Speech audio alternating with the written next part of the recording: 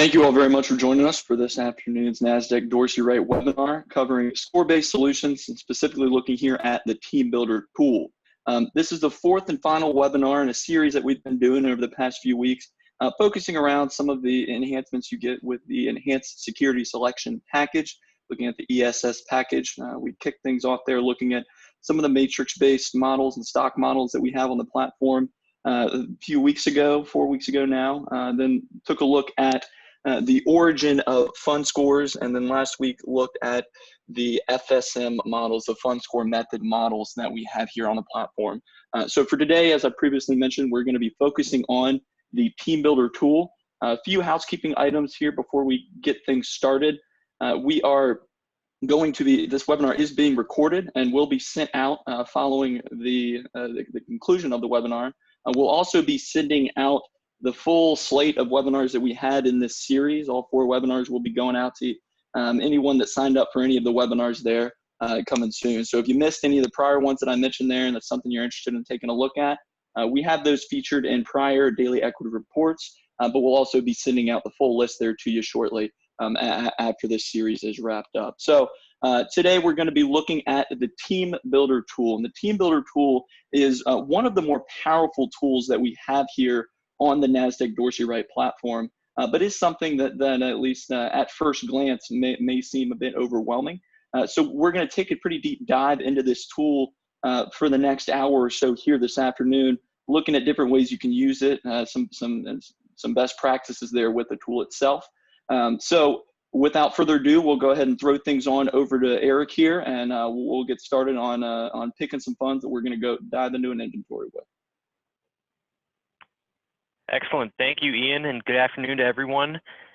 Just want to start with our Team Builder discussion today by actually using another tool on the Dorsey Wright platform, the Portfolios tool, which is, if you're familiar with the system, you'll know is a foundational aspect of basically how you get around the website, right? And so with Team Builder, that is no different. The Portfolio tool can be found under Security Selection and Portfolios. And in our live example today, I wanted to start with a pretty applicable use case that I think would make sense for a lot of us. And for the Nasdaq Dorsey Wright crew, that starts with our own lineup of ETFs. So I came in and created a portfolio using that lineup by selecting the Create Portfolio button.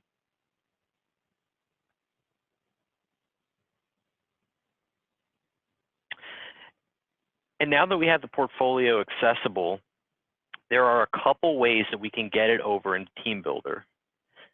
The first of which, using the Send To button or the Nasdaq Dorsey Wright shuttle, which will open up and give you the ability to move your portfolio or your tickers anywhere across the site. I'll simply click the Team logo up here in the top left-hand corner, and then I can either go to create a new team, or I can add my portfolio to an existing team. Additionally, under Portfolio Actions, we can click here, drop down to View in Team Builder, and then select that. Additionally, a more direct way to access the Team Builder tool is also found under Security Selection and Team Builder. And we're going to start from there. When you come to the Team Builder tool, you're going to get a list of your active teams. And you can see we have a couple on our test account that we've played with in the past. There's 2 ways to create a new team. You can either hit the Create New Team button, or you can start from a new search. And these are very similar. They're going to get you in the right direction. I prefer starting with a new search as it gives me a clean slate entirely. This would be if we want to establish a new universe, in which we're going to do right here.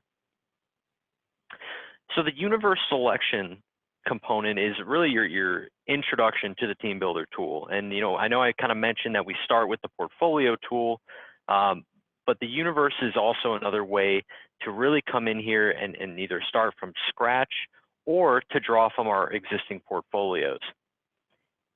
In the case here, because we are starting from scratch, I'm going to just check New Team Universe, and I'm going to name this Test Team Universe. You don't have to necessarily do this, but if you want to have teams that you've set up in the past accessible when you go and create additional teams, then this is just a best practice for you as you're starting through the process. Now you'll notice below that we have a number of different tabs, and each tab is going to reflect a different list of securities that we're able to include. Now in our example, we're going to take our portfolio of the Nasdaq Dorsey Wright ETFs, and we're going to check that for inclusion, but not before we work through some of these other sections. We have mutual funds, so you can select mutual fund categories or mutual fund families. And you'll notice we have a pretty extensive list here. So there's a wide variety of different fund families that can be included. Additionally, we have ETF groups and providers, which is going to look very similar to the mutual fund menu. We also have the DWA Management Tab, and this will be if you want to include an actual model to be compared to, what we'll look at on our asset map in a moment, but also from an allocation tracking standpoint. So if you have a specific model that you want to use as that unique whole vehicle, you can include them here.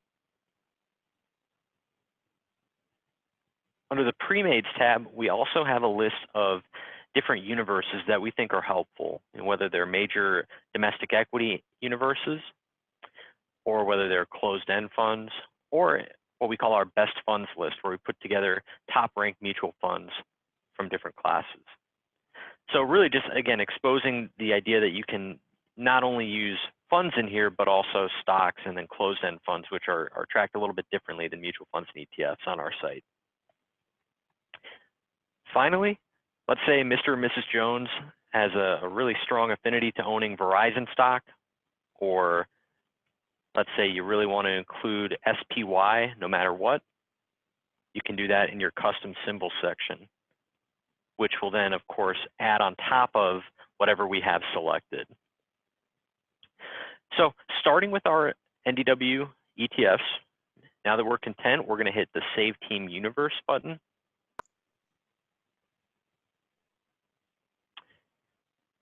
And this is going to bring us to what's called the asset map. So Ian, tell us a little bit more about this tool. Yeah, absolutely. And thank you there, Eric. So as Eric mentioned there, the Team Builder tool is designed to be more of a broader kind of portfolio allocation tool. And what we've done here is come in, gotten an inventory of funds, and you'll notice here on the page, all of these funds are going to be sorted in a particular classifications.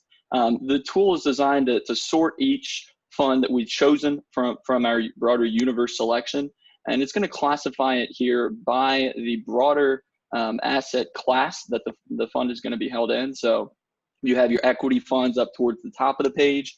Scrolling down a bit, you'll notice you have international funds down beneath the domestic equity, and then we get into some alternative areas, as well as some different fixed income classifications that we have a little bit lower on the page. This tool is going to be it's going to sort these funds by their respective fund scores within each of these classifications.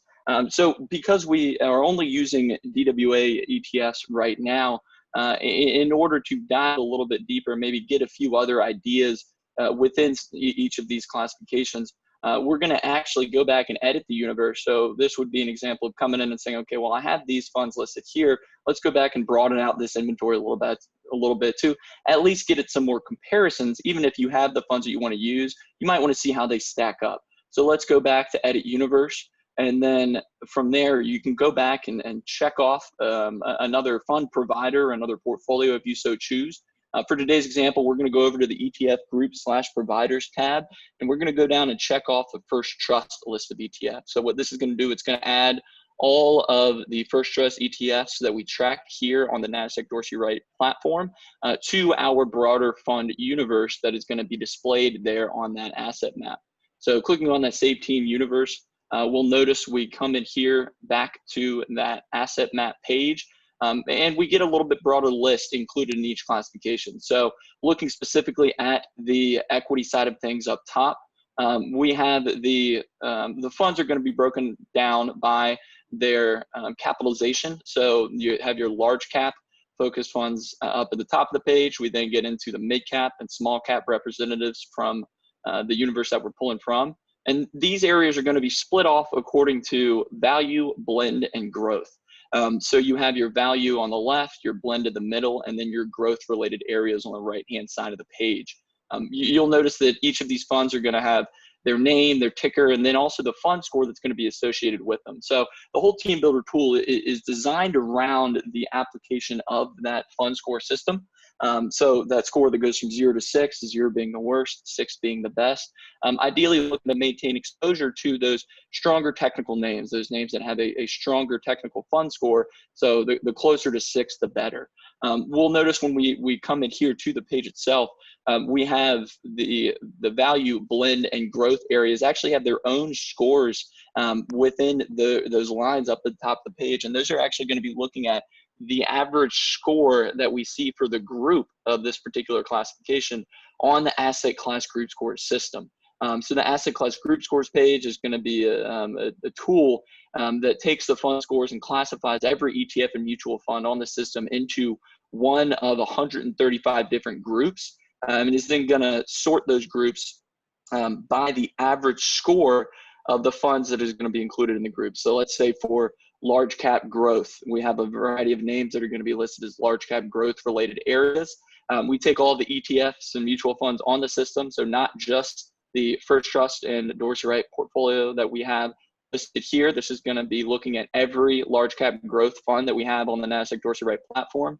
And taking the fund scores from each of those funds and the scores from 0 to 6 and averaging them together to get an average score for the group as a whole. So we can see large cap growth has an average score currently of 4.42. We see the slash 0.12. That's telling us that it has an average score direction of 0.12. So a stronger score for the group as a whole and a positive score direction is definitely a strong sign to see for a group.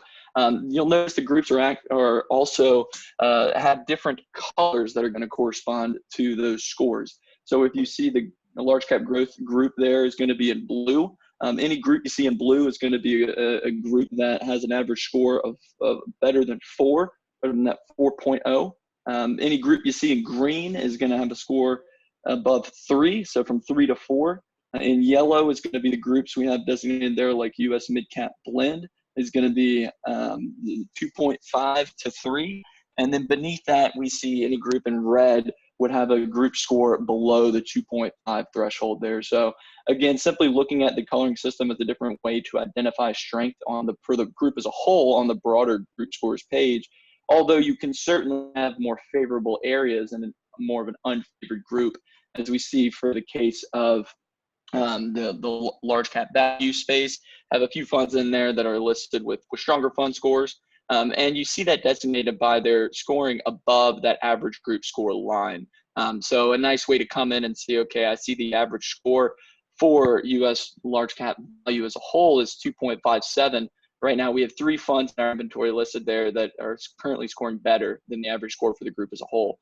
So definitely a nice way to come in and say, okay, I understand that large cap value might not be a favorable area necessarily, but within this inventory that we've chosen, we can still get at some stronger names, some stronger technical names within that space.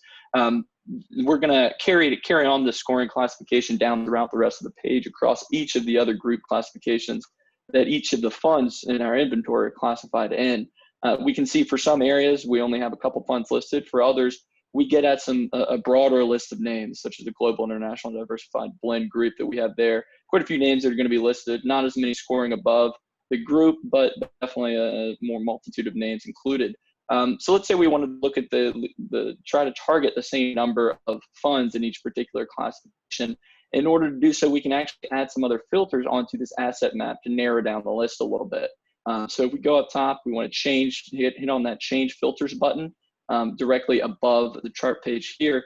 For our example today, when we're coming in and looking at the filtering options, we want to go for the far right-hand side of the page, and we'll see show the top, and it says blank class or type. Let's just go with 3. So what this is going to do, it's going to show the top 3 scoring funds within each asset class. So again, not looking at, okay, only give me those scores that are going to be above a certain threshold. Those would be either looking at for mutual funds and ETFs, or for the stocks and closed-end funds. If you want a score, let's say above 3.0 only to be displayed, you can add that in as well under for mutual funds and ETFs. Let's say score at or above 3. But for today's classification, we're just going to be focusing on those top 3 scoring areas, regardless of what that score is. We also have some advanced filtering options that are available. You can click on that toggle advanced options from here. You can get at some specific risk classifications, yield classifications, again, carrying down that list from the top, looking at the mutual funds and ETFs specifically on the left-hand side, stocks and closed-end funds in the middle. So if you only wanted funds that didn't have a K1, or if you wanted funds that had a specific yield, you can designate those areas from here as well. When you get at the filters that you want to use, you would want to click on that green Save Filters and Execute Search button down at the bottom of this little pop-up. And that's going to go ahead and apply the filters that you've selected to the asset map that we were just looking at. So after the page reloads here, you should see that same asset map, the same organization that we had, just with less funds potentially included in each classification. So a max of 3 funds. You can see some areas don't quite have 3 funds, so we're simply going to show whatever the top 1 or 2 is, as long as it's included in each group. But again, looking down throughout the rest of the page, those top 3 scoring areas within each group are now going to be displayed here in front of you.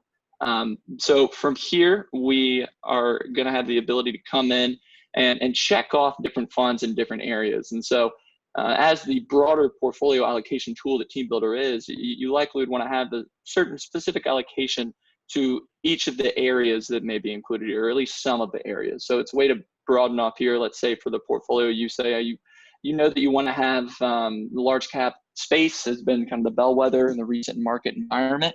And so you want to maintain exposure to a value blend and growth group from here. So we'll go ahead and pick the top scoring fund from each of these groups. When coming in here, a good rule of thumb to go with, if you're looking at a broader list of names and you want to get at the higher scoring areas, you can go ahead and check off those first. Those scores might not be the higher score names when you come back in tomorrow or maybe next week. Again, that fund score is going to be something that changes just about each and every day. It might change very little, or it might change quite a bit. It really depends upon the broader market movement for that day. So when you're coming back in and reevaluating an inventory that you might have created or allocated to from here, it's an important thing to keep in mind that looking at that fund score for the broader the strength of the score in and of itself is definitely going to be an important thing to keep in mind, potentially having evaluation points to come back in. But just one quick aside when you're moving through the page here. So we've checked off each of the large cap areas we want to use. So we can actually go ahead and minimize that US large cap area using the plus or minus button up at the top there. So it's going to simply shrink each of those classifications down. Now looking at mid-cap growth, we can continue down through the rankings from here. We see that the mid-cap space doesn't have as many higher scoring areas as the large cap space does, kind of indicative of that recent shrink that we've seen from large caps relative to the rest of the domestic equity market capitalization areas. So instead of going down and picking a blend fund, let's say we want to pivot over to large cap growth. We can pick a high scoring large cap growth area from here. Let's see, we see PDP is going to be the highest scoring fund that we see currently classified there to score 5.11. But we do know as well that PDP isn't exclusively mid-cap growth. So for this example here, let's go ahead and check off maybe the second fund that we see included there, the First Trust Mid-Cap Growth Alpha Dex Fund, ticker FNY, instead of just looking at PDP there as well. So using FNY as our mid-cap representative, and then continuing down the page, we can see from here we have the U.S. small cap area. The blend, U.S. small cap blend is not necessarily a favorable area, but we do have at least a more favorable scoring fund included in that blend group, the small cap core Alpha Dex fund from First Trust with a score of 3.27. Above that 3 ideal score line. So we'll go ahead and click that one off there in the blend space. Then moving down to the international related areas that we see. If you wanted to click off an international fund from here as well, you could do so. So if you wanted to check off, let's say that top scoring area within the international blend, we'll use that as our sole international representative, but you see that emerging markets equity is split off as well beneath there. If you wanted an area specific within emerging markets, you could choose that from there as well. Down beneath the international and emerging markets areas, you see that we have some sector funds included there. Those are funds that are maybe a little bit more in the weeds, not necessarily classified in one of the large, mid, or small classifications. Those are going to be down here under the sector classification. But again, we're not going to use any of these there quite this afternoon. We're going to focus on down to the all fixed income space that we see here. Looking at the First Trust, the top scoring funds and opportunistic fixed income ETF there with the score of 4.80, significantly outscoring the rest of the funds in this intermediate term fixed income group. So we'll go ahead and check that one off for here as well. So now we have a decently substantial list of funds that we're going to look to add an allocation to. Again, you can have as many or as few funds as you want here from this page, but this page is essentially a way for you to come in and pick out those higher scoring areas from each of your areas that you want to make sure you have an allocation towards, and then you would be able to set that allocation on the subsequent page. You can also use this page for a variety of different ways. So let's say you just wanted to come in and view an inventory. You didn't want to necessarily carry it all the way over to a team. You wanted to view where things sit on this asset map because it does break them off in some pretty clean formats. Then you wanted to check off some areas and potentially move those over to another aspect of the page. That shuttle tool is also going to be found on this page, as Eric mentioned, from the broader portfolios. The shuttle tool is a way to simply take a list of names and more seamlessly move it around other areas on the platform. So if you have these list of names that we've checked off, you click on that Send To button, it's going to bring up only those areas that we've checked off from this page, and then you can send those quickly to a portfolio or a matrix or another team if you wanted to move those over around on the page from here. So just you can edit existing, create new. Definitely some customization that you can do from here. But if you wanted to take these names and move them somewhere else, then it would be utilizing this shuttle tool directly here from the team builder page would be the simplest route to go about doing that. There's a few other buttons that we'll touch on here. We'll notice directly above the broader asset map, there's a list of hyperlinks that we have on the left-hand side. If you want to check off every security, you can do that as well using the check all. If you want to reset the selections that you've chosen, then you can do that from here as well. The only selected securities is going to take away everything else that is we had not checked off here. And then the show portfolio source is going to show you if any of the tickers that you would have had designated here on this asset map, what portfolios they might be housed in. So for example, the portfolio, since we're using the portfolio here on the system, that would obviously pop up for each of those tickers that is going to be housed in that NDW ETFs portfolio that we have.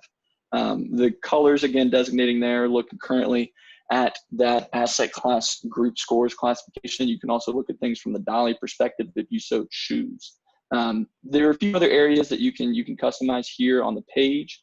If you notice up top, or we clicked on the dolly from here, we'll notice the different colors will change a little bit. Now the colors are not corresponding to the blue, green, yellow, and red. They're looking at the dolly tool, looking for the stronger areas in green from a relative strength perspective, and the weaker areas in red.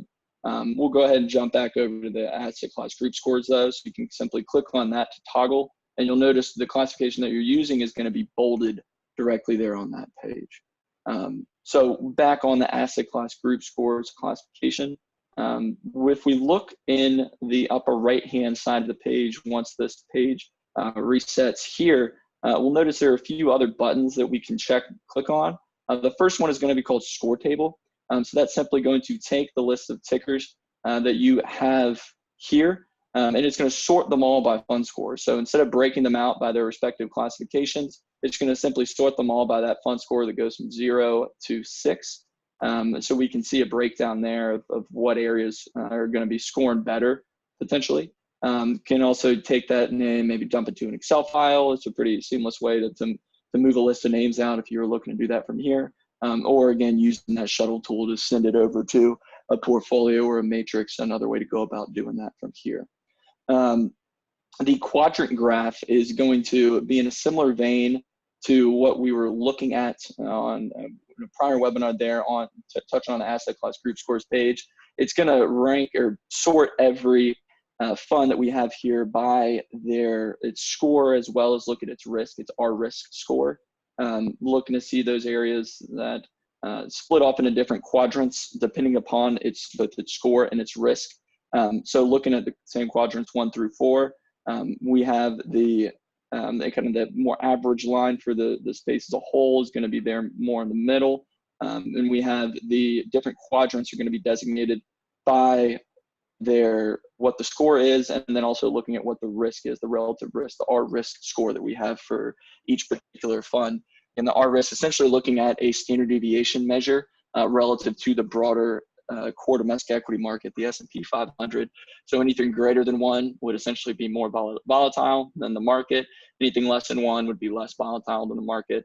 And again, looking at that 3 score line is our typical kind of ideal score threshold. So we have quadrants or names in the upper right-hand side, above an R risk of 1 and above a score of 3 as your more higher scoring areas, but also we see a little bit more risk associated with those.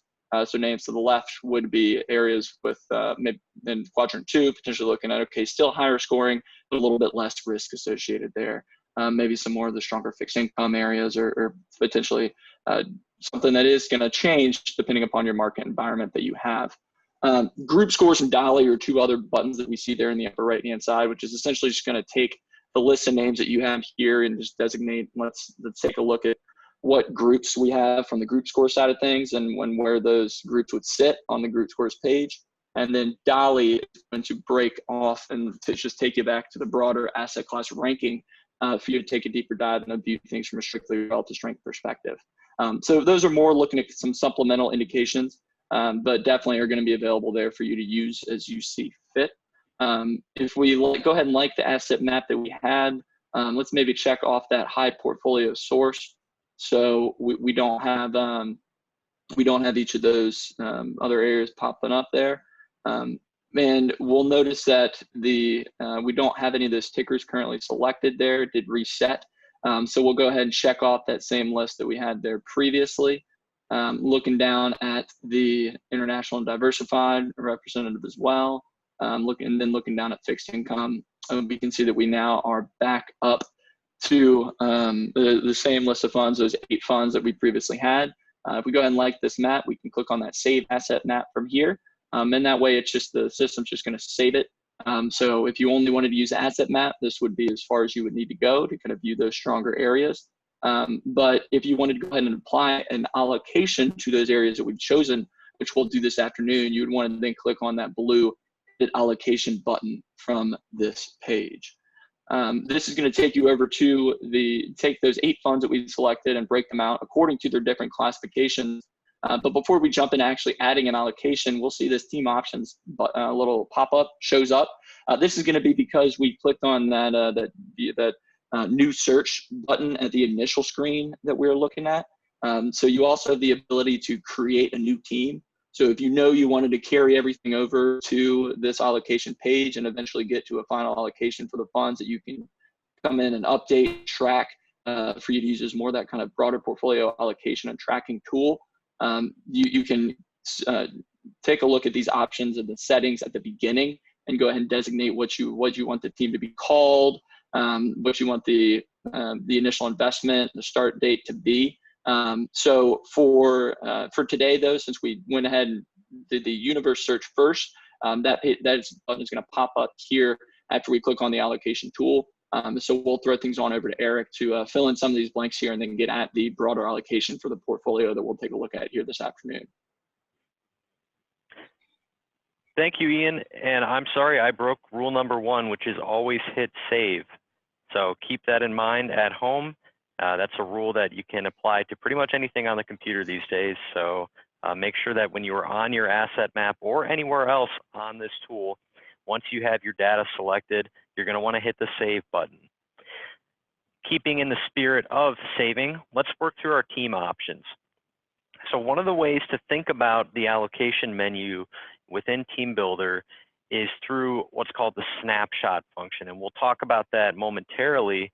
However, if you want a kind of a precursor to that concept, you think about your allocations in terms of different timelines, right? So if we were deciding that we were managing a strategy for ourselves or for our clients, and we began that strategy at a certain date, we're going to want to start at that date. And as time progresses, and let's say our allocations change over time, we're going to create snapshots for each defined date range and then compile them all together. So what does that look like in practice? Well, let's just assume that for this particular strategy, we began at the end of 2019, which was a totally different market environment, right? So it's going to be interesting to see how things pan out here. Let's name our team NDWFT for Nasdaq Dorsey Wright First Trust. I'm going to put the start date down here as well to indicate that we're starting a fresh snapshot at that period as well. Speaking to Ian's comment regarding adjusting your initial investment, you can change this here so that if you wanted to scale up or scale down how your portfolio is going to change over time, you can certainly do that. You can also adjust your benchmarks from this menu. And keeping in mind what your strategy is going to do, right? If we're planning on having the S&P 500 as our benchmark, as we will in this case, we're going to leave something like SPY or SPX in there. But you could also incorporate some of the blended benchmarks that we have on the Dorsey Wright platform. Namely, those tickers would be DWA and then the numbers that their equity and bond allocations represent. So for 80-20, DWA 80-20. Regarding the team objective boxes, these are more for your own purposes than really driving the tool. So if you wanted to have specific teams labeled for future reference to come back to and say, okay, in this case, we're setting up our strategic, let's say moderately aggressive growth and income portfolio, we give you the labels to do that right here in that team option setting. And from here, we're going to follow rule number 1 and hit save.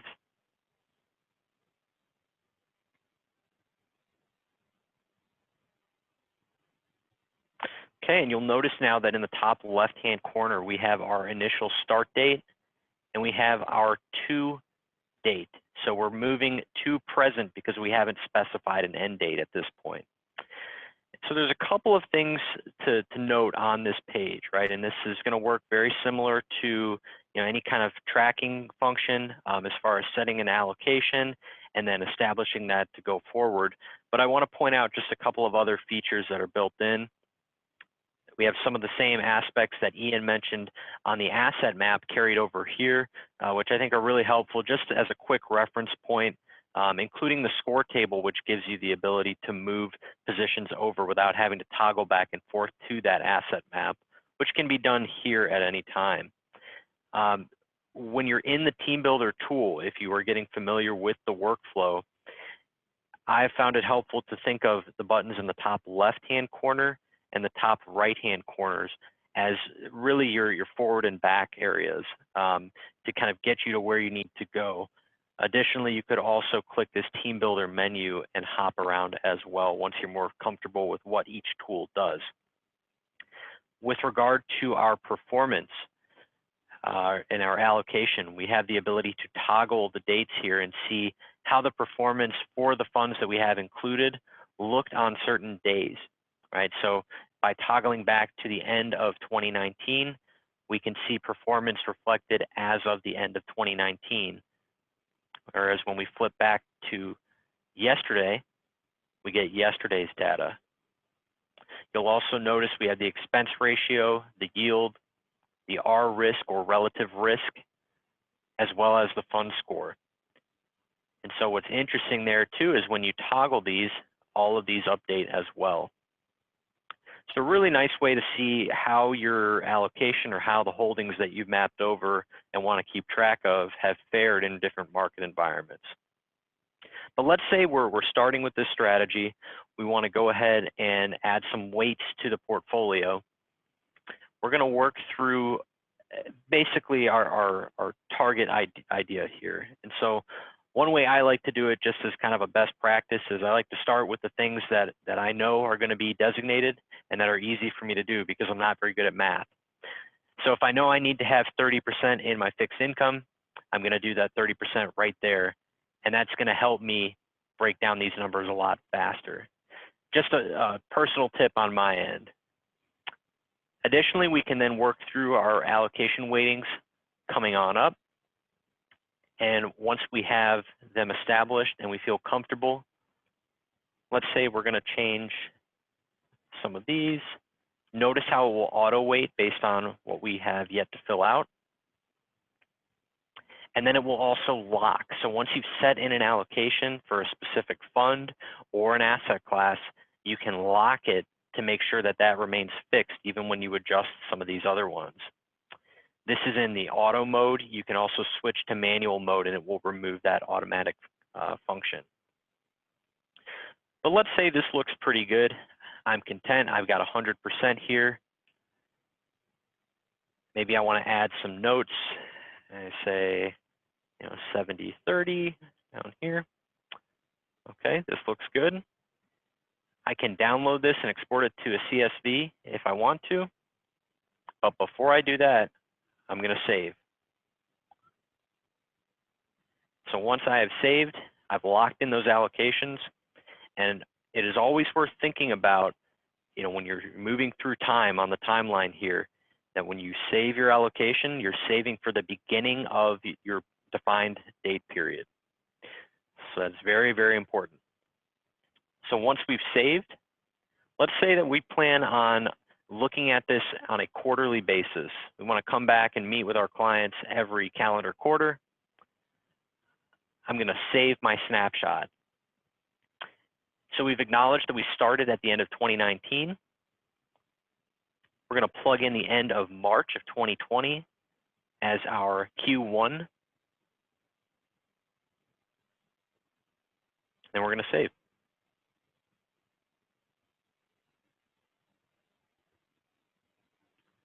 So now we have our snapshot defined. We've established our date range collar for the first quarter of 2020. We are then going to go to new snapshot. And this is where we're going to pretend, okay, we've had our quarterly review. We're going to come back in and reassess the playing field for quarter two, right? Starting off with a decent amount of market volatility right behind us. So we would expect a lot of different updates to be had, or at least to be acknowledged, right? We want to keep track of these on a quarterly basis. And you'll notice that in this case, our starting snapshot value has declined, right? So that's reflective of the end of 2019, our allocations carrying through the market environment of Q1 and ultimately dropping off. So we're already seeing the initial phases of that snapshot tracking and that allocation tracking. Because we are still in Q2, I'm going to keep my start date as 3/31, but I'm going to leave my end date as present for now because I'm anticipating that I'm going to come back and make a save at the end of June. So I'll hit save.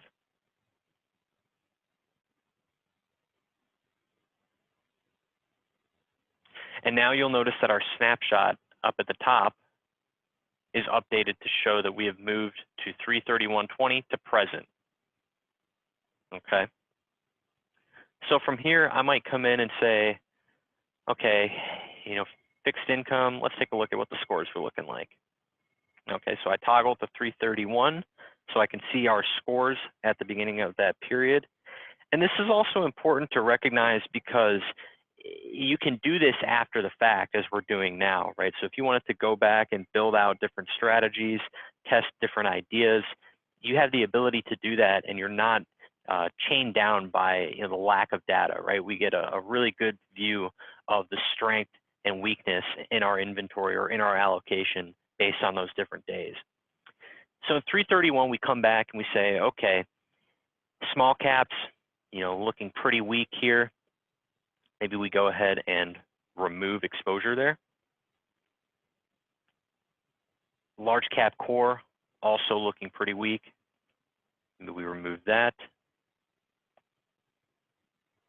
And we rebalance, we let our auto mode take it over to PDP, mid-cap growth,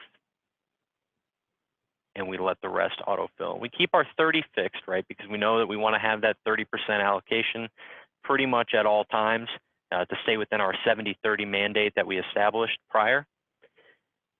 And so what we're going to do now is we're going to hit update snapshot, okay? And so we've now created our new snapshot period. We've created our new snapshot allocation. And we can go from here and view team summary. And I'm just going to make sure I have my snapshot end date good. Let's do snapshot end date, save changes.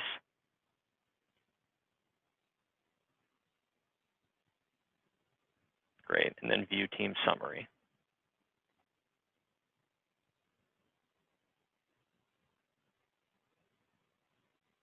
Okay, so now we get a summary spit out, which gives us the profit for our positions based on our current snapshot, right? You'll notice these are all the freshly allocated pieces that we had, but we also get the current snapshot portfolio performance as well as the inception performance, right? So we could see that in the most recent quarter, we've had a pretty nice rally, right? Which is right in line with the rest of the market.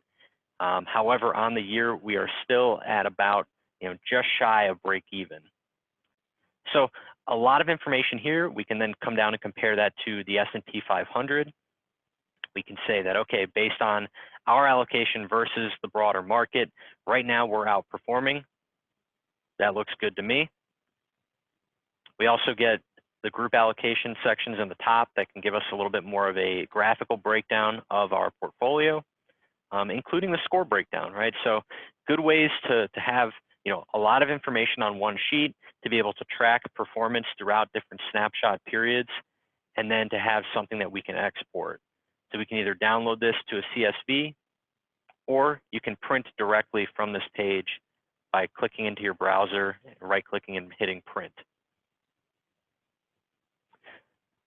You'll also notice in the top right-hand corner, we have a number of different snapshot menus. So we're able to go back and adjust snapshots if we need to as well. And if we wanted to see them from the summary aspect, or if we wanted to see them from the allocation aspect, we're able to edit that at any time. Keep in mind that if you do play around with your snapshots, you have to make sure that you keep them congruent, right? So we can't have overlapping snapshot periods. We have to make sure that our dates line up correctly. So this is just a different view on that summary page. And let's say, for example, if we wanted to go back and return to allocation, we can also edit data from the allocation screen as well. Go back and change our initial investment, change our benchmarks, etc. So I think one of the hardest things, in using this tool is understanding the workflow and understanding the capabilities, right? And so we talked about using the portfolios to map over to the asset map, which gives you a great view of strength and weakness from a score perspective, not only of the broader market, but also for the funds that you have included in your selected universe. We've looked at allocating those funds that we've selected and then tracking over time via the snapshot function. And then we've looked at the team summary section, which gives you an output that you can present to clients and show them how their strategies have fared through different market periods. So a lot of different capability there. And we're always here to answer any questions if you have any when you're using the tool. But hopefully this should be a pretty good summary. So with that, I'll pass it back over to Ian. Perfect. Thank you there, Eric. And so as we've gone through a brief rundown here of a variety of the different ways and the different use cases that we have here with the Team Builder tool, one other point on this summary page, at least that I like to come in and take a look at, and that might be helpful in understanding with clients, is we actually give you an average score and risk for the portfolio as a whole. as Eric mentioned there on this page, we do have those averages going to be down at the bottom for each breakdown. So I think that's a particularly helpful use case to come in and say, okay, maybe at those quarterly evaluations with your client, you might come in and say, okay, well, we had at the right recently, we were looking at an average score for our whole portfolio based on the funds that we have and the allocations that we have, looking at an average score of 4.92. So pretty strong score. That's, again, looking at that score from 0 to 6. So pretty strong score there of 4.92, as well as a relatively low risk score, that our risk score of 0.85, indicating less volatility than the broader market. So it's just some other potentially helpful points to come in and take a look at when you're looking here at this page to show, okay, well, that scoring concept from 0 to 6, or 0 being the worst and 6 being the best, is something that has, at least in our experience, made some pretty quick sense when in a lot of client conversations. The scoring system there is relatively easy to understand from a broader perspective, just looking to try to have as high scores as possible. So it can help with that broader kind of technical strength of your portfolio, looking at that average score. So we've given a pretty decent dive into the Team Builder tool this afternoon, but obviously, as you can see, it's something that does come with a variety of different options and different use cases that you could potentially apply it to, and definitely something that is really learned best by going in and playing around. So we would definitely recommend going in and taking a dive into some of the areas there, maybe trying to create your own team. And any other questions or that you have on the Team Builder tool, or really anything at all specifically centered around the ESS package that we've covered here over the last few weeks, definitely feel free to reach out to us for any questions that you may have.